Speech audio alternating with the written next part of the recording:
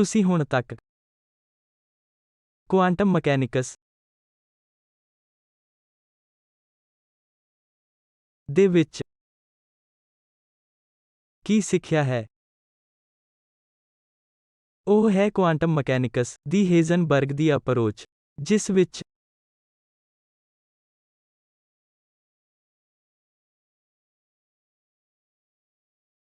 ਮਹੱਤਵਪੂਰਨ ਤੌਰ ਤੇ ਮੈਟ੍ਰਿਸਿਸ ਹੈ ਤਾਂ ਜੋ ਡਾਇਨਾਮਿਕਲ ਕੁਆਂਟੀਟੀਜ਼ ਜਾਂ ਮੋਸ਼ਨ ਦੀ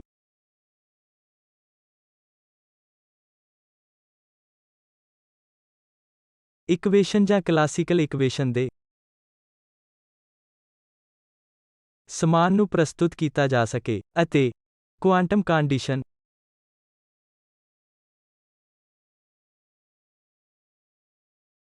ਨੂੰ p x x p ਬਰਾਬਰ h ਕਰੋਸਓਵਰ I identity matrix R ਦੇ ਰੂਪ ਵਿੱਚ ਪ੍ਰਸਤੁਤ ਕੀਤਾ ਗਿਆ ਸੀ। ਅਸੀਂ ਇੱਕ ਹੋਰ ਅਪਰੋਚ ਬਾਰੇ ਜਾਣਿਆ ਹੈ ਜੋ ਕਿ ਸ਼੍ਰੋਡਿੰਗਰ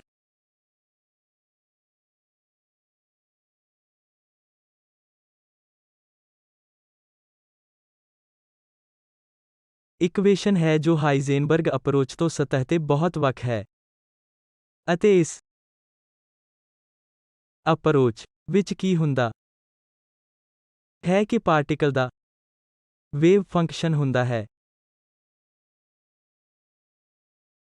ਇਸ ਲਈ Ix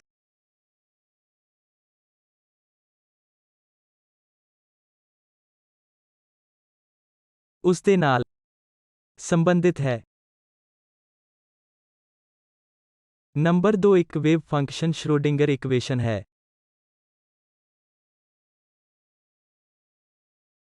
ਅਤੇ 3 ਆਈਗਨ ਵੈਲਿਊ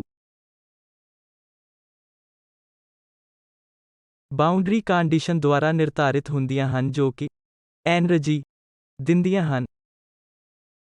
ਤਾਂ ਇਹ ਦੋ ਬਹੁਤ ਸਰਲ ਅਪਰੋਚ ਹਨ, ਪਰ ਤੁਸੀਂ ਇਹ ਸਿੱਖਿਆ ਹੈ ਕਿ ਸਿੰਪਲ ਹਾਰਮੋਨਿਕ ਓਸੀਲੇਟਰ ਦੇ ਲਈ ਦੋਨੋਂ ਸਮਾਨ ਉੱਤਰ ਦਿੰਦੇ ਹਨ। ਇਹ ਬਸ ਕੋਇਨਸੀਡੈਂਸ ਹੈ। ਇਹ ਦੋਨੋਂ ਸਮਾਨ ਉੱਤਰ ਦਿੰਦੇ ਹਨ, ਜਾਂ ਇੱਥੇ ਡੂੰਘਾ ਮਤਲਬ ਹੈ ਇੱਕ ਕਨੈਕਸ਼ਨ ਹੈ, ਜਾਂ ਕਿ ਇਹ ਦੋ ਅਪਰੋਚ ਸਮਾਨ ਹਨ। ਇਹਨਾਂ ਨੂੰ ਵੱਖਰੇ ਤਰੀਕੇ ਦੇ ਨਾਲ ਪ੍ਰਸਤੁਤ ਕੀਤਾ ਜਾਂਦਾ ਹੈ। ਅਸੀਂ ਅਗਲੇ 2 ਲੈਕਚਰ ਦੇ ਵਿੱਚ ਕੀ ਕਰਾਂਗੇ? ਅਸੀਂ ਅਸਲ ਵਿੱਚ ਕੁਆਂਟਮ ਮਕੈਨਿਕਸ ਦੇ ਹਾਈਜ਼ਨਬਰਗ ਅਪਰੋਚ ਅਤੇ ਸ਼੍ਰੋਡਿੰਗਰ ਅਪਰੋਚ ਬਾਰੇ ਜਾਣਿਆ ਹੈ ਜੋ ਕਿ ਇੱਕੋ ਚੀਜ਼ ਹੈ, ਅਤੇ ਇਹ ਵੀ ਸਿਖਾਉਂਦਾ ਹੈ ਕਿ ਕਿਵੇਂ ਕੁਆਂਟੀਟੀਜ਼ ਨੂੰ ਸ਼੍ਰੋਡਿੰਗਰ ਅਪਰੋਚ ਦੇ ਵਿੱਚ ਪ੍ਰਸਤੁਤ ਕੀਤਾ ਜਾਂਦਾ ਹੈ। ਉਦਾਹਰਣ ਦੇ ਲਈ, ਅਸੀਂ ਮੋਮੈਂਟਮ ਦੇ ਲਈ ਆਪਰੇਟਰ ਲਿਖਾਂਗੇ, ਅਤੇ ਇਸ ਸਭ ਨੂੰ ਥੋੜੀ ਮੈਥਮੈਟਿਕਲ ਤਿਆਰੀ ਦੀ ਲੋੜ ਹੈ ਜੋ ਕਿ ਮੈਂ ਇਸ ਲੈਕਚਰ ਦੇ ਵਿੱਚ ਕਰਾਂਗਾ। ਇਸ ਲਈ ਇਹ ਲੈਕਚਰ ਕੁਝ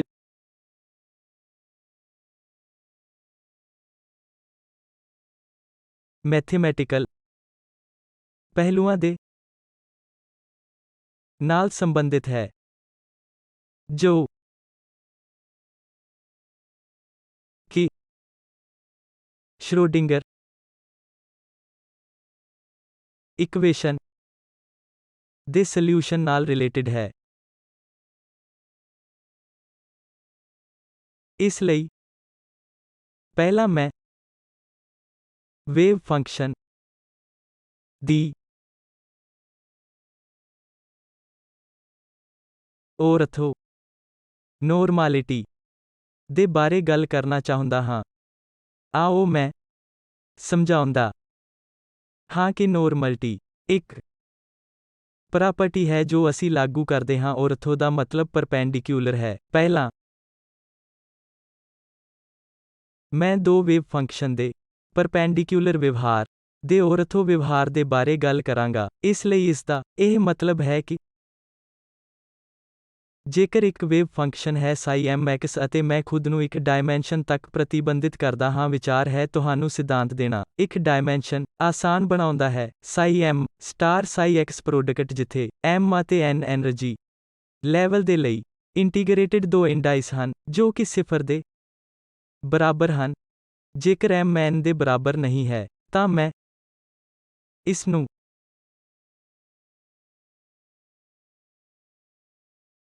ਵੇਵ ਫੰਕਸ਼ਨ ਦੀ ਔਰਥੋਗੋਨਲ ਪ੍ਰਾਪਰਟੀ ਕਹਾਂਗਾ। ਮੈਂ ਥੋੜੀ ਦੇਰ ਵਿੱਚ ਇਸ ਨੂੰ ਸਮਝਾਵਾਂਗਾ ਕਿ ਸਾਡਾ ਕੀ ਮਤਲਬ ਹੈ ਜਦੋਂ ਅਸੀਂ ਕਹਿੰਦੇ ਹਾਂ ਕਿ m n ਦੇ ਬਰਾਬਰ ਨਹੀਂ ਹੈ ਤਾਂ ਇਸ ਦਾ ਮਤਲਬ ਹੋਵੇਗਾ ਕਿ m ਮੈਥ h ਲੈਵਲ ਦੇ ਨਾਲ ਸੰਬੰਧਿਤ ਊਰਜਾ m ਮੈਥ ਲੈਵਲ ਦੇ ਨਾਲ ਸੰਬੰਧਿਤ ਊਰਜਾ ਦੇ ਬਰਾਬਰ ਨਹੀਂ ਹੈ। ਤਾਂ ਇਹ ਵੇਵ ਫੰਕਸ਼ਨ ਦੀ ਔਰਥੋਗੋਨਲ ਪ੍ਰਾਪਰਟੀ ਹੈ ਜੋ ਕਿ ਸੰਤੁਸ਼ਟ ਨਾਰਮਲ ਮੀਨਜ਼ ਹੋਵੇਗਾ ਅਤੇ ਮੈਂ ਇਹ ਦੂਜੇ ਪੁਆਇੰਟ ਦੇ ਵਿੱਚ ਸਮਝਾਵਾਂਗਾ। ਨਾਰਮਲ ਦਾ ਮਤਲਬ ਹੈ ਕਿ ਸਮਾਨ n psi n star x psi n x dx ਦੇ ਲਈ ਜੋ ਕਿ integrate mode of psi x square d x ਦੇ ਬਰਾਬਰ ਹੈ ਜੋ ਕਿ 1 ਹੋਵੇਗਾ। ਅਸੀਂ ਕੋਨਸਟੈਂਟ ਨੂੰ ਚੁਣਦੇ ਹਾਂ, ਅਸੀਂ psi ਦੇ ਫਰੰਟ ਵਿੱਚ ਕੋਨਸਟੈਂਟ ਚੁਣਦੇ ਹਾਂ n ਦੇ ਅਨੁਸਾਰ। ਇਹ 1 ਤੇ ਇੰਟੀਗਰੇਟਿਡ ਹੈ ਅਤੇ ਪੂਰੀ ਸਪੇਸ -ਇਨਫਿਨਿਟੀ ਟੂ ਇਨਫਿਨਿਟੀ ਦੇ ਤਿਤ ਇੰਟੀਗਰੇਸ਼ਨ ਹੋਈ ਹੈ। ਇਸ ਤਰ੍ਹਾਂ ਔਰਥੋਗੋਨਲ ਵਿਵਹਾਰ ਦੇ ਵਿੱਚ ਇਹ -ਇਨਫਿਨਿਟੀ ਟੂ ਇਨਫਿਨਿਟੀ ਹੈ। ਇਸ ਲਈ ਨਾਰਮਲ ਪਾਰਟ ਮੈਂ ਨੋਰਮਲਟੀ ਬਾਰੇ ਗੱਲ ਕਰਾਂਗੇ। ਅਸੀਂ ਔਰਥੋਗੋਨੈਲਿਟੀ ਨੂੰ ਲਾਗੂ ਕਰ ਸਕਦੇ ਹਾਂ ਕਿ ਇਹ ਵੇਵ ਫੰਕਸ਼ਨ ਔਰਥੋਗੋਨਲ ਹਨ ਇਸ ਤਰੀਕੇ ਨਾਲ ਕਿ ਮੈਂ ਜਿਸ ਤਰ੍ਹਾਂ ਉੱਤੇ ਸਮਝਾਇਆ ਹੈ। ਤਾਂ ਆਓ ਇਹ ਸਾਬਿਤ ਕਰੀਏ ਕਿ ਆਓ ਸ਼੍ਰੋਡਿੰਗਰ ਇਕੁਏਸ਼ਨ ਲੈਂਦੇ ਹਾਂ d 2 psi m by dx square plus vx psi m e m psi m x ਦੇ ਬਰਾਬਰ ਹੈ। ਜੇਕਰ ਮੈਂ ਕੰਪਲੈਕਸ ਕੰਜੂਗੇਟ ਲੈਂਦਾ ਹਾਂ, ਸਾਰੀਆਂ ਰੀਅਲ ਕੁਆਂਟੀਟੀਜ਼ ਸਮਾਨ ਰਹਿੰਦੀਆਂ ਹਨ। psi square over 2m d 2 psi m star over dx square plus v real ਹੈ psi m x star e ਦੇ ਸਮਾਨ ਹੈ ਜੋ ਕਿ real psi m star x ਹੈ। ਤਾਂ ਅਸੀਂ psi m ਦੇ ਲਈ ਸ਼੍ਰੋਡਿੰਗਰ ਇਕੁਏਸ਼ਨ ਲਿਖੀ ਹੈ ਜੋ ਕਿ ਕੰਪਲੈਕਸ ਕੰਜੂਗੇਟ ਦੇ ਲਈ ਅਤੇ ਖੁਦ ਵੇਵ ਫੰਕਸ਼ਨ ਲਈ ਵੀ ਹੈ। ਇਸ ਲਈ ਹੁਣ ਮੈਂ ਸਾਬਿਤ ਕਰਨ ਲੱਗਾ ਹਾਂ ਕਿ ਜੇਕਰ ਅਸੀਂ ਹੁਣੇ ਸਾਬਿਤ ਕਰਨਾ ਹੈ ਤਾਂ ਇਹ ਸਾਬਿਤ ਕਰੋ ਕਿ ਜੇਕਰ m e n ਦੇ ਬਰਾਬਰ ਨਹੀਂ ਹੈ ਤਾਂ integration psi m star x psi n x d x 0 ਦੇ ਬਰਾਬਰ ਹੈ। ਤਾਂ ਇਹ nth ਲੈਵਲ ਦੇ ਲਈ ਇਕੁਏਸ਼ਨ ਲਿਖਦੇ ਹਾਂ ਜੋ ਕਿ h cross square over 2m d 2 psi n over dx square plus vx psi n x e n psi n x ਦੇ ਬਰਾਬਰ ਹੈ। psi m ਸਟਾਰ x ਦੇ ਨਾਲ ਲੇਫਟ ਤੋਂ ਮਲਟੀਪਲਾਈ ਕਰੋ ਅਤੇ dx ਦੇ ਤਿਤ ਇੰਟੀਗਰੇਟ ਕਰੋ। ਮੈਂ ਇਹ ਆਪਰੇਸ਼ਨ ਕਰ ਰਹੀ ਹਾਂ ਤਾਂ ਜੋ ਇਸ ਇਕੁਏਸ਼ਨ ਨੂੰ h ਕਰੋਸ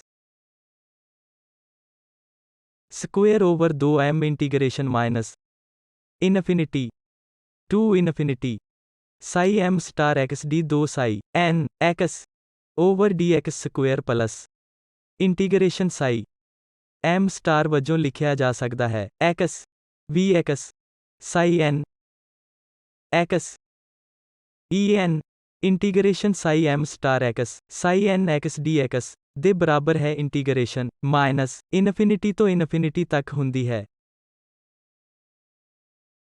ਤਾਂ ਇਹ ਇਕੁਏਸ਼ਨ ਨੰਬਰ 1 ਹੈ। ਆਓ ਮੈਂ ਇਸ ਪਹਿਲੀ ਟਰਮ ਨੂੰ ਸਰਲ ਬਣਾਉਂਦਾ ਹਾਂ। ਇਹ ਟਰਮ ਜਿਸਨੂੰ ਮੈਂ h cross square over 2m integration infinity to infinity d by dx of psi m star d psi n by ਵਜੋਂ ਲਿਖ ਸਕਦਾ ਹਾਂ dx plus h cross square x ਤੇ ਇੰਟੀਗਰੇਟ ਹੁੰਦਾ ਹੈ over 2m integration d psi m star over dx d psi n over dx ਪਹਿਲੀ term ਨੂੰ ਪੂਰੀ ਤਰ੍ਹਾਂ ਇੰਟੀਗਰੇਟ ਕੀਤਾ ਜਾ ਸਕਦਾ ਹੈ ਅਤੇ ਕਿਉਂਕਿ psi ਅਤੇ ਉਹਨਾਂ ਦੇ ਡੈਰੀਵੇਟਿਵ 0 ਤੱਕ ਜਾਂਦੇ ਹਨ ਕਿਉਂਕਿ x ਟੈਂਡਸ ਟੂ ਇਨਫਿਨਿਟੀ ਹੈ, ਇਹ ਟਰਮ 0 ਹੋਵੇਗੀ ਅਤੇ ਇਸ ਲਈ ਪਹਿਲੀ ਟਰਮ ਨੂੰ ਕੇਵਲ plus h cross square over 2m integration from minus infinity to infinity d psi m star dx d psi n dx dx ਵਜੋਂ ਲਿਖਿਆ ਜਾ ਸਕਦਾ ਹੈ, ਅਤੇ ਇਸ ਲਈ ਮੈਂ ਸ਼੍ਰੋਡਿੰਗਰ ਇਕੁਏਸ਼ਨ ਨੂੰ ਲਿਖ ਸਕਦਾ ਹਾਂ, ਇਸ ਇੰਟੀਗਰੇਸ਼ਨ ਤੋਂ ਬਾਅਦ h cross square over 2n integration minus infinity to infinity ਦੇ ਰੂਪ ਵਿੱਚ psi m star over dx d psi n over dx integrated over plus minus infinity to infinity psi m star x v x psi n x dx en psi m star minus infinity to infinity psi n dx ਦੇ ਬਰਾਬਰ ਹੈ। ਮੈਨੂੰ ਦੱਸੋ psi m star ਸੀ 2 psi m star dx plus v x psi m star x ਬਰਾਬਰ ਹੀ m psi m star x ਦੇ ਲਈ equation ਲਿਖੋ ਜੋ ਪਹਿਲਾਂ ਮੌਜੂਦ ਸੀ। ਹੁਣ ਮੈਂ ਇਸ ਨੂੰ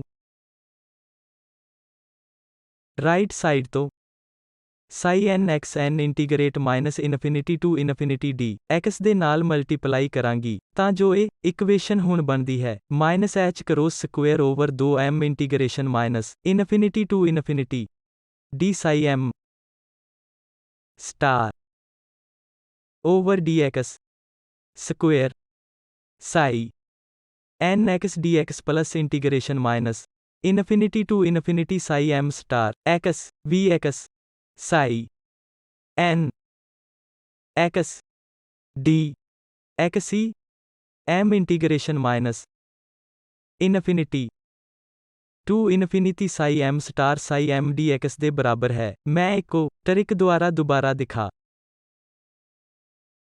ਸਕਦਾ ਹਾਂ ਜਿਸ ਤਰ੍ਹਾਂ ਮੈਂ ਪਹਿਲਾਂ ਕੀਤਾ ਕਿ ਇਹ term plus h cross square over m integration minus infinity to infinity d psi m star over dx d psi n over dx dx ਦੇ ਬਰਾਬਰ ਹੈ। ਤੁਸੀਂ ਬਿਲਕੁਲ ਉਹੀ ਚੀਜ਼ ਕਰਦੇ ਹੋ, ਤੁਸੀਂ ਇੱਕ dy dx ਨੂੰ ਬਾਹਰ ਲੈਂਦੇ ਹੋ, ਫਿਰ ਇਸ ਤਰ੍ਹਾਂ ਇਸ ਨੂੰ ਐਕਸਪੈਂਡ ਕਰਦੇ ਹੋ, ਤਾਂ ਮੇਰੇ ਕੋਲ ਇਹ ਇਕੁਏਸ਼ਨ ਹਨ। ਆਓ ਮੈਂ ਇਸ ਨੂੰ ਨੰਬਰ ਕਰਦਾ ਹਾਂ। ਨੰਬਰ 1 ਇਹ ਹੈ ਜੋ ਮੈਂ ਉੱਤੇ ਲਿਖੀ ਹੈ ਅਤੇ 2 ਇਹ ਇਕੁਏਸ਼ਨ ਹੈ। ਤਾਂ ਮੇਰੇ ਕੋਲ ਹੈ h cross square over 2m integration minus infinity to infinity d psi star dx d psi n over dx integrated plus integration mind infinity to infinity psi m star x v x psi n x e n integration minus infinity to infinity psi m x psi n x dx ਦੇ ਬਰਾਬਰ ਹੈ। ਇਹ ਮੇਰੀ equation number 1 ਹੈ ਅਤੇ equation number 1 ਹੈ h cross square over 2 m integration minus infinity to infinity d psi m star over dx d psi n over dx integrated over x plus minus infinity to infinity psi m star x v x psi n x dx e m integration minus infinity to infinity psi m star ਦੇ ਬਰਾਬਰ ਹੈ। ਉੱਤੇ ਇੱਕ star ਵੀ ਹੋਣਾ ਚਾਹੀਦਾ ਹੈ dx psi n dx ਹੈ। ਇਹ ਮੇਰੀ ਇਕੁਏਸ਼ਨ ਨੰਬਰ 2 ਹੈ। ਇੱਕ ਵਿੱਚੋਂ 2 ਸਬਟਰੈਕਟ ਕਰੋ ਅਤੇ ਜਦੋਂ ਤੁਸੀਂ ਸਬਟਰੈਕਟ ਕਰਦੇ ਹੋ ਤੁਸੀਂ ਨੋਟਿਸ ਕਰਦੇ ਹੋ ਕਿ ਪਹਿਲੀ ਟਰਮ ਕੈਂਸਲ ਹੁੰਦੀ ਹੈ, ਇਸ ਤਰ੍ਹਾਂ ਦੂਜੀ ਟਰਮ ਵੀ। ਤਾਂ ਤੁਹਾਡੇ ਕੋਲ ਲੇਫਟ ਹੈਂਡ ਸਾਈਡ ਤੇ 0 ਹੈ ਜੋ ਕਿ n minus em integration minus infinity to infinity psi m star psi n dx ਦੇ ਬਰਾਬਰ ਹੈ।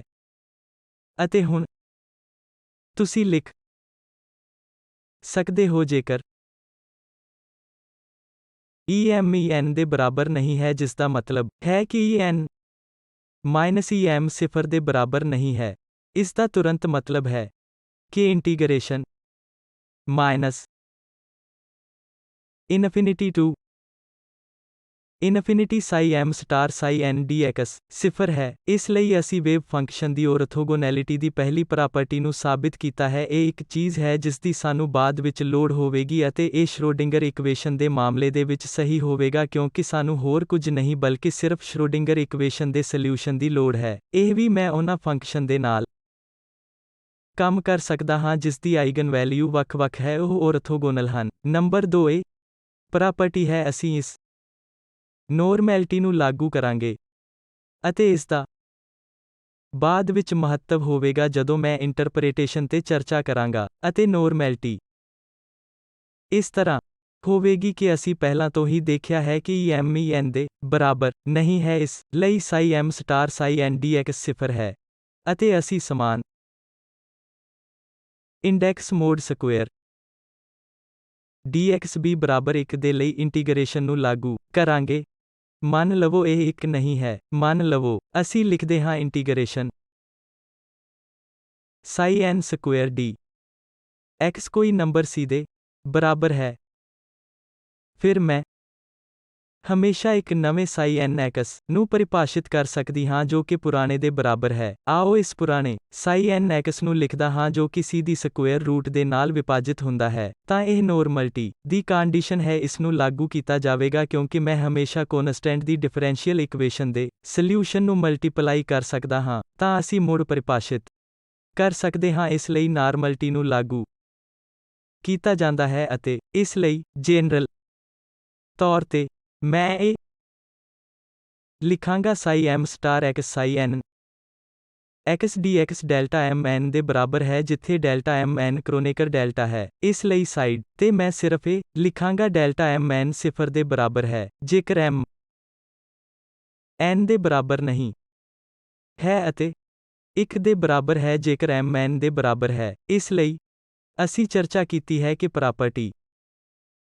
ਔਰਥੋਗੋਨੈਲਿਟੀ ਨੰਬਰ ਦੀ ਇੱਕ ਕਨਵੈਨਸ਼ਨ ਜੋ ਕਿ ਅਸੀਂ ਵੇਵ ਫੰਕਸ਼ਨ ਤੇ ਨੋਰਮੈਲਿਟੀ ਨੂੰ ਲਾਗੂ ਕਰਾਂਗੇ ਅਤੇ ਤੀਜਾ ਜਿਸ ਦੀ ਮੈਨੂੰ ਦੁਬਾਰਾ ਲੋੜ ਪਵੇਗੀ ਉਹ ਹੈ ਵੇਵ ਫੰਕਸ਼ਨ ਦੀ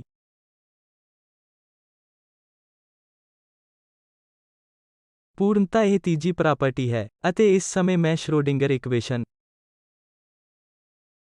ਨੂੰ ਲਿਖਦੀ ਹਾਂ -h cross square over 2m d 2 ਸਾਈ n over d x square plus v x ਸਾਈ n x e n ਸਾਈ n x ਦੇ ਬਰਾਬਰ ਨਹੀਂ ਹੈ। ਫਿਰ ਸੈਟ ਸਾਈ n ਜਿੱਥੇ n 1 2 ਤੋਂ ਇਨਫਿਨਿਟੀ ਤੱਕ ਜਾਂਦਾ ਹੈ ਉਹ ਪੂਰਾ ਹੁੰਦਾ ਹੈ। ਮੈਂ ਇਸ ਨੂੰ ਸਾਬਿਤ ਨਹੀਂ ਕਰ ਰਿਹਾ ਹਾਂ ਤਾਂ ਤੁਸੀਂ ਕਹਿ ਸਕਦੇ ਹੋ ਕਿ ਮੈਂ ਇਸ ਦਾ ਅਨੁਮਾਨ ਲਗਾ ਰਿਹਾ ਹਾਂ। ਇਸ ਦਾ ਮਤਲਬ ਹੈ ਕਿ ਕੋਈ ਵੀ ਪੂਰਨਤਾ ਕੋਈ ਵੀ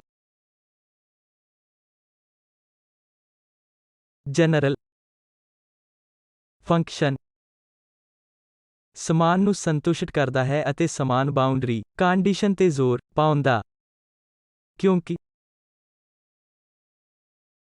ਸਾਈ n ਦਾ ਸੈਟ ਸਾਈ n ਦੇ ਰੂਪ ਵਿੱਚ ਐਕਸਪੈਂਡ ਹੋ ਸਕਦਾ ਹੈ ਕਿਉਂਕਿ f x summation c n ਸਾਈ n x ਦੇ ਬਰਾਬਰ ਹੈ। ਅਤੇ ਜੇਕਰ ਤੁਸੀਂ ਆਪਣੀ ਮੈਥਮੈਟਿਕਸ ਤੋਂ ਯਾਦ ਕਰਦੇ ਹੋ ਇਹ ਇੱਕ ਫੋਰੀਅਰ ਸੀਰੀਜ਼ ਦੇ ਸਮਾਨ ਹੈ ਜਿੱਥੇ ਅਸੀਂ ਅਨੁਮਾਨ ਲਗਾਉਂਦੇ ਹਾਂ ਅਤੇ ਸ਼ਾਇਦ ਤੁਸੀਂ ਇਹ ਟਰਮ ਪਹਿਲਾਂ ਸੁਣੀ ਹੋਵੇਗੀ ਕਿ ਸਾਈਨ ਫੰਕਸ਼ਨ ਕਾਸ ਫੰਕਸ਼ਨ ਅਤੇ ਐਕਸਪੋਨੈਂਸ਼ੀਅਲ ਫੰਕਸ਼ਨ ਇਹ ਉਹਨਾਂ ਪੀਰੀਓਡਿਕ ਫੰਕਸ਼ਨ ਦੇ ਲਈ ਪੂਰਨ ਸੈੱਟ ਹੈ। ਇਸ ਲਈ ਇੱਥੇ ਬਾਉਂਡਰੀ ਕੰਡੀਸ਼ਨ ਪੀਰੀਓਡਿਸਿਟੀ ਹੈ। ਇੱਥੇ ਬਾਉਂਡਰੀ ਕੰਡੀਸ਼ਨ ਸੰਤੁਸ਼ਟ ਹੈ ਸਾਈ n ਦੁਆਰਾ। ਉਦਾਹਰਨ ਦੇ ਤੌਰ ਤੇ ਆਓ ਇੱਕ ਉਦਾਹਰਨ ਲੈਂਦੇ ਹਾਂ। ਮੰਨ ਲਵੋ ਬਾਕਸ ਦੇ ਵਿੱਚ ਇੱਕ ਪਾਰਟੀਕਲ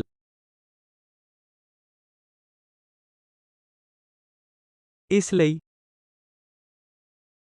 ਬਾਕਸ ਦੇ ਵਿੱਚ ਪਾਰਟੀਕਲ ਜੇਕਰ ਤੁਹਾਨੂੰ ਯਾਦ ਹੋਵੇ ਇਸ ਫੰਕਸ਼ਨ ਦੇ ਵਿੱਚ ਵੇਵ ਫੰਕਸ਼ਨ ਦੂਜੀ ਇਸ ਤਰ੍ਹਾਂ ਹੈ ਤੀਜੀ ਇਸ ਤਰ੍ਹਾਂ ਹੈ ਆਦਿ। ਅਤੇ ਅਸੀਂ ਅਨੁਮਾਨ ਲਗਾਉਂਦੇ ਹਾਂ ਕਿ ਇਹ ਪੂਰਾ ਸੈੱਟ ਬਣਾਉਂਦਾ ਹੈ ਅਤੇ ਇਸ ਲਈ ਕੋਈ ਵੀ ਫੰਕਸ਼ਨ ਕੋਈ ਵੀ ਮਨਮਰਜ਼ੀ ਦਾ ਫੰਕਸ਼ਨ ਜੋ ਕਿ ਬਾਉਂਡਰੀਜ਼ ਤੇ ਖਤਮ ਹੁੰਦਾ ਹੈ x 0 ਦੇ ਬਰਾਬਰ ਅਤੇ x l ਦੇ ਬਰਾਬਰ ਹੈ। ਇਹ ਕੁਝ ਇਫੈਕਟ ਹਨ ਜਿਸ ਨੂੰ f(x) ਬਰਾਬਰ ਇੰਟੀਗਰੇਸ਼ਨ cn ਵਜੋਂ ਲਿਖਿਆ ਜਾ ਸਕਦਾ ਹੈ। ਅਸੀਂ ਇਹਨਾਂ ਵੇਵ ਨੂੰ n pi over l x ਦੇ ਫੰਕਸ਼ਨ ਕਹਿੰਦੇ ਹਾਂ ਕਿਉਂਕਿ ਇਹ ਬਾਉਂਡਰੀ ਕੰਡੀਸ਼ਨ ਨੂੰ ਸੰਤੁਸ਼ਟ ਕਰਦੇ ਹਨ ਅਤੇ cn ਨੂੰ ਨਿਰਧਾਰਿਤ ਕੀਤਾ ਜਾ ਸਕਦਾ ਹੈ, ਤਾਂ ਇਸ ਦਾ ਮਤਲਬ ਹੈ ਕਿ ਇਸ ਨਾਲ ਪੂਰਾ ਸੈੱਟ ਬਣਦਾ ਹੈ। ਹੁਣ ਜਿਸ ਤਰ੍ਹਾਂ ਮੈਂ ਕਨਵੈਨਸ਼ਨ ਕਿਹਾ ਇਹ ਵੇਵ ਫੰਕਸ਼ਨ ਨੂੰ ਨਾਰਮਲਾਈਜ਼ ਕਰਨਾ ਹੈ। ਇਸ ਲਈ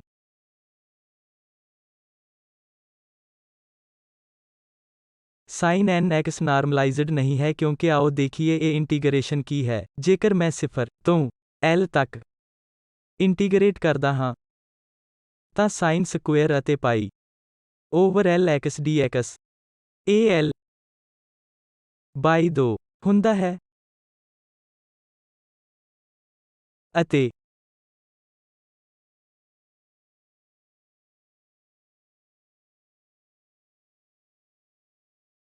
ਇਸ ਲਈ ਇਸ ਨੂੰ ਨਾਰਮਲਾਈਜ਼ ਕਰਨ ਦੇ ਲਈ ਮੈਨੂੰ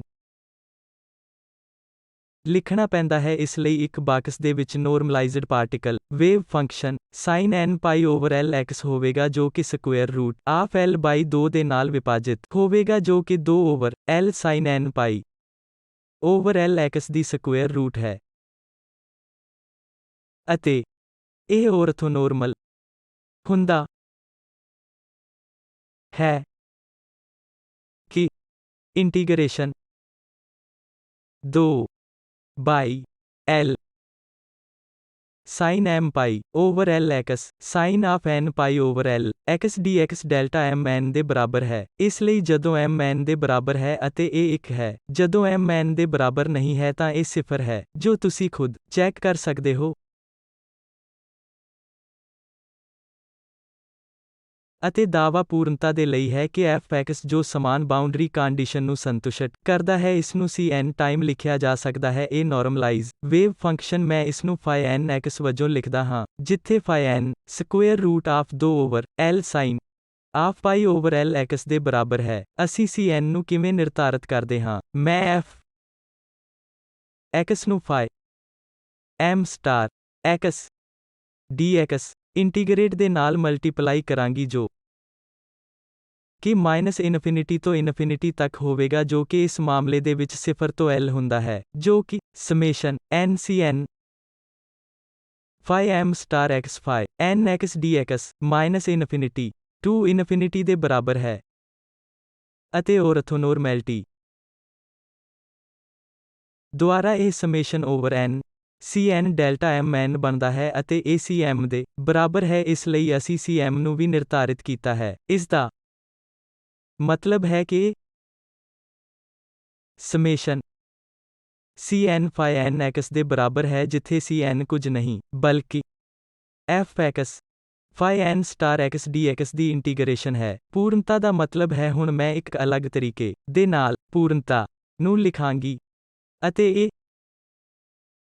ਬਾਅਦ ਵਿੱਚ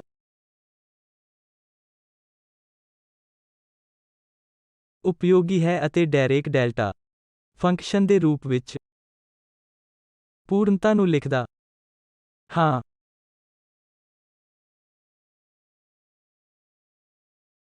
ਤਾਂ ਅਸੀਂ ਇਹ ਕਿਹਾ ਹੈ ਕਿ f(x) summation n cn phi n x ਦੇ ਬਰਾਬਰ ਹੈ, ਜਿੱਥੇ c n integration -infinity to infinity f(x) ਦੇ ਬਰਾਬਰ ਹੈ। ਮੈਂ ਇਸ ਨੂੰ ਲਿਖਦਾ ਹਾਂ ਇਹ prime phi n star x prime dx prime ਨੂੰ ਅਫੈਕਟ ਕਰਦਾ ਹੈ ਕਿਉਂਕਿ x ਪ੍ਰਾਈਮ ਇੱਕ ਡਮੀ ਵੇਰੀਏਬਲ x ਹੈ। ਮੈਂ ਪਹਿਲਾਂ ਇਸਤੇਮਾਲ ਕਰ ਰਿਹਾ ਹਾਂ ਇਸ ਲਈ ਮੈਂ ਦੁਬਾਰਾ ਇਸਤੇਮਾਲ ਨਹੀਂ ਕਰਨਾ ਚਾਹੁੰਦਾ ਹਾਂ ਅਤੇ ਫਿਰ ਮੇਰੇ ਕੋਲ ਹੈ f(x) summation over n integration -infinity to infinity f(x) prime phi n x prime star dx prime Times phi n x ਦੇ ਬਰਾਬਰ ਹੈ। ਮੈਂ ਟਰਮਜ਼ ਨੂੰ ਮੁੜ ਅਰੇਂਜ ਕਰ ਸਕਦੀ ਹਾਂ ਅਤੇ ਇਸ ਨੂੰ integration -infinity to infinity dx prime f x prime ਵਜੋਂ ਲਿਖਿਆ ਜਾ ਸਕਦਾ ਹੈ, ਅਤੇ ਫਿਰ ਅੰਦਰੂਨੀ ਯੋਗ ਲਵੋ ਕਿਉਂਕਿ ਉਹ phi n ਸਟਾਰ ਤੇ ਹੀ ਐਕਟ ਕਰਦਾ ਹੈ ਅਤੇ phi n x prime phi n x ਸਮ ਓਵਰ n ਸਾਨੂੰ ਪੂਰਨਤਾ ਨੇ ਇਹ ਦਿੱਤਾ ਹੈ। ਹੁਣ ਮੈਨੂੰ ਇਹ ਵੀ ਪਤਾ ਹੈ ਕਿ phi x infinity to infinity ਦੇ ਬਰਾਬਰ ਹੈ d x prime f x prime delta of x x ਪ੍ਰਾਈਮ, ਅਤੇ ਇਸ ਨਾਲ ਮੈਨੂੰ ਤੁਰੰਤ ਪਤਾ ਲੱਗਦਾ ਹੈ ਕਿ ਇਹ ਦੋਨੋਂ ਚੀਜ਼ਾਂ ਇਕੱਠੀਆਂ ਮੈਨੂੰ ਉਹਨਾਂ ਦਾ ਸਮੇਸ਼ਨ ਦਿੰਦੀਆਂ ਹਨ, n phi n star x prime phi n x delta of x x prime ਦੇ ਬਰਾਬਰ ਹੈ, ਜੋ ਮੈਂ ਇਸ ਤਰ੍ਹਾਂ ਵੀ ਲਿਖ ਸਕਦੀ ਹਾਂ। ਇੰਡਾਈਸ ਸਮੇਸ਼ਨ ਨੂੰ ਸਵਿਚ ਕਰੋ n phi n star x phi n x ਇੱਕ ਹੈ ਅਤੇ ਸਮਾਨ ਚੀਜ਼ ਕਿਉਂਕਿ ਡੈਲਟਾ ਫੰਕਸ਼ਨ ਮੈਟਰ ਕਰਦਾ ਹੈ। ਜੇਕਰ ਮੈਂ x ਅਤੇ x ਪ੍ਰਾਈਮ ਬਦਲਦੀ ਹਾਂ ਤਾਂ ਇਹ ਸੰਕੇਤ ਦਿੰਦਾ ਹੈ ਕਿ ਇਹ ਪੂਰਨਤਾ ਨੂੰ ਪ੍ਰਗਟ ਕਰਨ ਦਾ ਇੱਕ ਹੋਰ ਤਰੀਕਾ ਹੈ। ਤਾਂ ਆਓ ਮੈਂ ਮੈਥਮੈਟਿਕਸ ਦੀ ਜਾਣ ਪਛਾਣ